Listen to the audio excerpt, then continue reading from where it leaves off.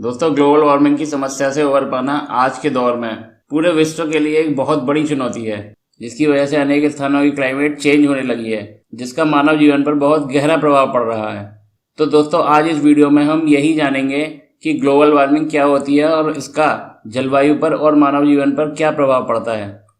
दोस्तों, जब पूरी पृथ्वी का एवरेज टेम्परेचर बढ़ने लगता है तो उसे ही ग्लोबल वार्मिंग कहते हैं। और पृथ्वी का टेम्परेचर बढ़ने का कारण है अर्थ के एनवायरनमेंट में ग्रीन हाउस गैसेस का बढ़ जाना। तो दोस्तों, ग्लोबल वार्मिंग के बारे में आगे जानने से पहले ये जानना जरूरी है कि ग्रीन हाउस इफेक्ट क्या होता है और ग्रीन हाउस गैसेस कौन कौन सी होती हैं। दोस्तों, हमारी अर्थ के सरफेस के ऊपर चारों ओर गैसेस की एक लेयर बनी हुई होती है। जब सूर्य की किरणें पृथ्वी पर आती हैं तो वह इस लेयर को पेनिट्रेट करके पृथ्वी की सतह तक आती हैं और पृथ्वी की सतह से रिफ्लेक्ट हो जाती हैं, और रिफ्लेक्ट होने के बाद और यही सोलर रेडिएशन एनवायरनमेंट में मौजूद कार्बन डाइऑक्साइड और मीथेन जैसी गैसेस के द्वारा एब्जॉर्ब कर लिया जाता है, जिन्हें ग्रीन हाउस गैसेस कहते हैं। और यही गैसेस इस सोलर रेडिएशन को एनवायरनमेंट में एमिट कर देती हैं और एनवायरनमेंट का टेम्परेचर बढ़ जाता है।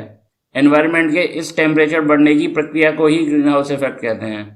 ग्रीन हाउस इफेक्ट दो तरह के होते हैं, एक नेचुरल ग्रीन हाउस इफेक्ट और दूसरा man made green house effect. Natural green house effect की वजह से ही पृथ्वी पर जीवन संभव है और man made green house effect की वजह से जन्म होता है ग्लोबल वार्मिंग का।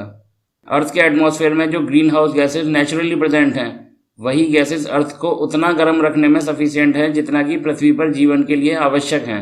अगर पृथ्वी पर ग्रीन हाउस गैसेज ना हो तो पृथ्वी पर जीवन संभव नहीं हो पाएगा और पृथ्वी चंद्रमा की तरह हो जाएगी, जिसका टेम्परेचर दिन में 134 डिग्री सेल्सियस और रात में 150 डिग्री सेल्सियस तक हो जाता है। इसलिए कार्बन डाइऑक्साइड जैसी green house gases solar radiation को एब्जॉर्ब करके अर्थ का टेम्परेचर मेंटेन रखती हैं। मगर जब मैन मेड एक्टिविटीज के द्वारा कार्बन डाइऑक्साइड का लेवल एटमॉस्फेयर में बढ़ जाता है तो एनवायरनमेंट गर्म होने लगता है और अर्थ का एवरेज टेम्परेचर बढ़ जाता है, जिसे ग्लोबल वार्मिंग कहते हैं। सीधा सा मतलब यह है कि एटमॉस्फेयर में जितनी ज्यादा CO2 उतना ही टेम्परेचर ज्यादा और उतनी ही ग्लोबल वार्मिंग। आप लोग ये तो जानते ही होंगे कि पेड़ पौधे कार्बन डाइऑक्साइड खींचते हैं और ऑक्सीजन छोड़ते हैं। इसलिए आपने ये बात भी नोटिस की होगी कि शहर की तुलना में गांव में ठंडक ज्यादा होती है, क्योंकि गांव में पेड़ पौधे ज्यादा होते हैं जो कि आसपास की CO2 को एब्जॉर्ब कर लेते हैं, और शहरों में पेड़ पौधे बहुत कम होते हैं, इसलिए वहां CO2 एब्जॉर्ब नहीं हो पाती। इसलिए गाँव की तुलना में शहर में गर्मी ज्यादा होती है। ग्लोबल वार्मिंग का सबसे बड़ा कारण है deforestation and burning of fossil fuels. जंगल काट काट कर इंफ्रास्ट्रक्चर खड़ा किया जा रहा है, डेवलपमेंट प्रोजेक्ट बन रहे हैं, रोड्स बन रही हैं।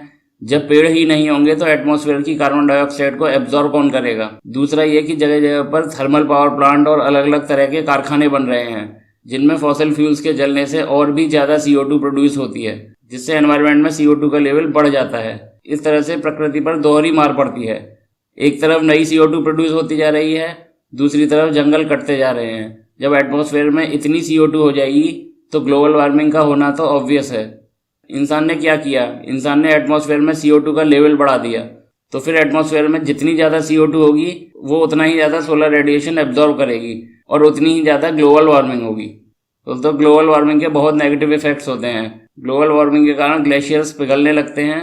हिमालय, रॉकी और एंडीज जैसे विशाल पर्वतों के ग्लेशियर्स से दिन ब दिन बर्फ पिघलती जा रही है। North Pole, South Pole, Arctic और अंटार्कटिक के ग्लेशियर्स भी इसके शिकार हो रहे हैं। और जब ये बर्फ पिघलती है तो इसका पानी नदियों से होता हुआ सागर और फिर महासागरों में मिल जाता है, जिससे सी लेवल बढ़ने लगता है, और सी लेवल बढ़ने से लैंड एरिया कम होने लगता है, जिसकी वजह से जाने कितने छोटे बड़े आइलैंड समुद्र में हमेशा के लिए डूब जाते हैं।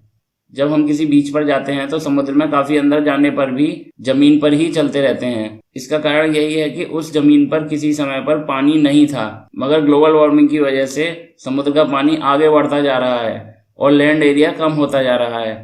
अगर ऐसा ही चलता रहा तो वो दिन दूर नहीं जब आने वाले सालों में मुंबई और चेन्नई जैसे समुद्र किनारे बसे शहर अपना अस्तित्व खो देंगे।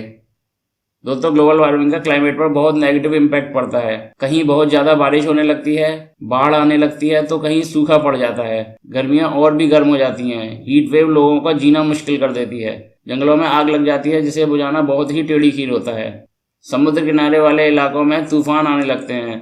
आपने नोटिस किया होगा पिछले कुछ सालों में बंगाल की खाड़ी और अरब सागर में अक्सर कोई ना कोई तूफान आ जाता है। सन 1880 से हमारी अर्थ का टेम्परेचर 1.4 डिग्री फ़ारेनहाइट बढ़ चुका है। आप सोचेंगे इसमें कौन सी बड़ी बात है, इससे ज़्यादा कम ज़्यादा तो रोज ही होता है। मगर जैसा हम समझते हैं वैसा नहीं है। ये जो 1.4 डिग्री फ़ारेनहाइट है वो अर्थ के एवरेज टेम्परेचर में आई ग्रोथ है। मतलब साल के 365 दिन का टेम्परेचर जोड़ के 365 से डिवाइड कर दो, जो एवरेज टेम्परेचर आएगा वो सन 1880 के एवरेज टेम्परेचर से 1.4 डिग्री फ़ारेनहाइट ज़्यादा होगा। 1.4 डिग्री सुनने में बहुत कम लगता है, मगर इतना टेम्परेचर बढ़ने से न जाने कितने आइलैंड डूब चुके होंगे और न जाने कितने देशों का एरिया कम हो चुका होगा। एक अनुमान के अनुसार सन 2100 तक ग्लोबल टेम्परेचर 5.8 डिग्री तक इंक्रीज कर जाएगा। किसी ज़माने में जिस समुद्र पर राम जी की सेना पुल बनाकर श्रीलंका तक पहुंची थी, वो पुल आज समुद्र में डूब चुका है, जिसे एडम्स ब्रिज भी कहते हैं, और इसके डूबने का कारण भी है ग्लोबल वार्मिंग। अगर ये वीडियो आपको पसंद आया तो लाइक कीजिए, शेयर कीजिए, कमेंट कीजिए, और ऐसी और भी जानकारी भरी वीडियो देखने के लिए हमारे चैनल को सब्सक्राइब कीजिए। Thanks for watching.